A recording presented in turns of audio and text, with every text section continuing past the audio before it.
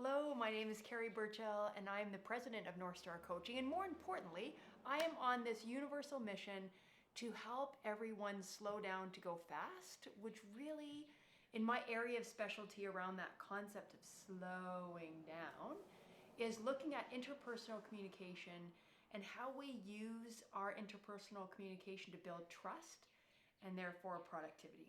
So whether you're an individual person, a parent, a grandparent, a pastor, a president of a company, let me help you help your teams with interpersonal communication.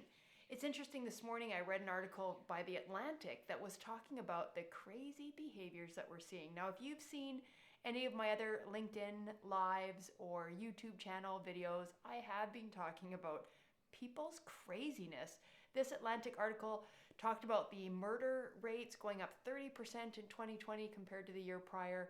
And I think for this year, our violent crimes were already up 4% and we're only in the first quarter. So it's fair to say that the pandemic has had an impact. And of course, the hope is as things stabilize, so will some of those weird behaviors. My point with this video is to think through interpersonal communication and how our communication can help reduce some of that crazy behavior that we're seeing. Now, we're a bunch of humans working together, so you're going to get crazy whether or not it's the pandemic. Let me help you with this really simple idea of meeting people where they're at. Sounds easier said than done, believe you me. So in a visual here, let me pull up my trusty whiteboard. You might see a circumstance where you're up here and you sort of see things. You know that the work needs to happen here, whatever that work is. So it might be a process improvement, it might be helping someone perform better, it might be even helping someone see their skills, like a celebration kind of thing. And the person is maybe here and they aren't really ready to see it. Now, there's two ways that we can kind of do this. One is we can sort of say, but here's what you need to see. Here's why you need to see it. Here is what is happening for you to see it. And this whole idea of sort of pushing what needs to be seen. Now, great leaders are super problem solvers and fixers. So the irony of this is that we inadvertently, or maybe intentionally, push concepts at our team because we want things to advance. This whole idea of pushing is going to backfire on you. Yeah, I know. And it comes from such a good place. I've been doing some coach training lately, and we've been talking about how great leaders are promoted because they're great problem solvers and they can kind of see what's going on and they sort of tell their team, hey, this is what needs to be done, go do, and they push. And ironically, I mean, that's kind of a staple of a coach, is you're not pushing the solutions on someone, right? You meet them where they're at, they're here, and we really want to pull them up. So the idea is that we need to meet them here, find out what they know, and then collectively help them see at whatever pace they're ready to go at. So hard. So hard. So when we think of interpersonal communication, what does this sort of concept mean in related to interpersonal communication? Well, if you're in the lucky boat of being able to see things, and lucky is a bit of a loose term because sometimes seeing stuff is not lucky, right? Like it almost pains you to see it and then not see things advance. So you see things up here and you sort of meet people where they're at here and help them journey to where they see things. When it comes to interpersonal communication, what you need to do is get the lid off the pen, is to ask about where they're at. Be curious, understand. I was so energized this morning. I had a 7 a.m. call with a roundtable group that I lead, and somebody was talking about a really exciting project they had on the go, and today they had a meeting. And I was saying, like, how does our roundtable group work slide into the meeting that you have? Like, how did it help you prepare? How does it help you show up the way you want to in this really cool project and meeting you have going on? And the person didn't hesitate before saying, our work has helped me think more about questions than answers.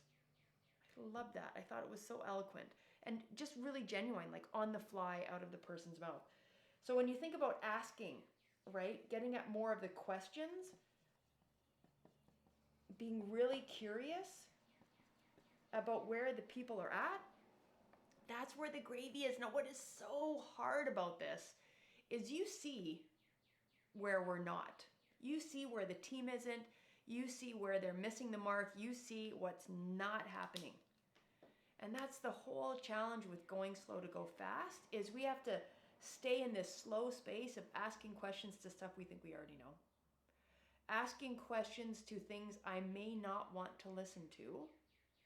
Asking questions to be honestly curious about where these people are coming from. Because what happens is I, in my wisdom and great listening and great asking skills, is I start then building a foundation for these people to then build their house. And they think, gosh, I can build a house. Let me make it a 2-story house. And let me extend it over here. You get the idea, right? Once people feel like they can do something and like where they're at is okay, no shame, right? We all start somewhere. Then they're more inclined to build on what they know. Super tough as leaders to think through that, because not only does it make us slow down, but it feels like we're not accomplishing our agendas and moving things as quickly as we want them to go. So we all have our benchmarks and our ROI and our signposts and deadlines and targets that we want to hit. The irony of going slow to go fast is in the first chunk of time, it'll feel like you're not meeting those goals and benchmarks and signposts and whatever you want to call them. You know, your baseline may feel off. Well, that's the whole irony of going slow to go fast, is you do the right work up front and the end will come in quickly. I was thinking this morning, I had a great networking call with another colleague who, she and I both came from an education background, and we were teasing about the middle school kids that we used to teach and how really, you know, you can handle middle school kids, you can kind of handle anything. And she even said, like, you know, boardroom people don't intimidate me anymore. And I thought, yeah, like hormonal kids, if you're a parent out there, I bet you resonate with what I'm talking about. More importantly, though, we talked about how that skill of being an educator is really all about learning, and learning pulls people in a learning environment, which any leader would be wise to create, because you want to learn how to do your job better. You want your team to learn how to do processes. You want your team to learn how to have some good creative friction to be able to be innovative on the other side. You want to learn how to create that culture on your team to really help them thrive. So we were talking about the real benefit of being an educator in our first career, which now feels like many moons ago, and how valuable that is in our work as coaches and the leader developers to really create learning environments. And when we look at this model here, where you want to meet people where they are, you want to learn about where they're at, and you want to help them learn about this stuff that you see. Pull people in to that work. And that's where I can help you. I am an expert at really working that interpersonal communication, pulling in that learning, helping people problem solve, work through some feelings and frustrations that any work environment has, never mind the pandemic, and get messy together so that we can go fast. So out of today's live, I'd love to hear about some ideas that strike you. And more importantly, share some best practice, right? As a leader, what do you do to slow down? How do you slow down? Chat in some comments so we can really get a good energy going. I believe firmly that the answer's in the room, meaning me, you, the collective.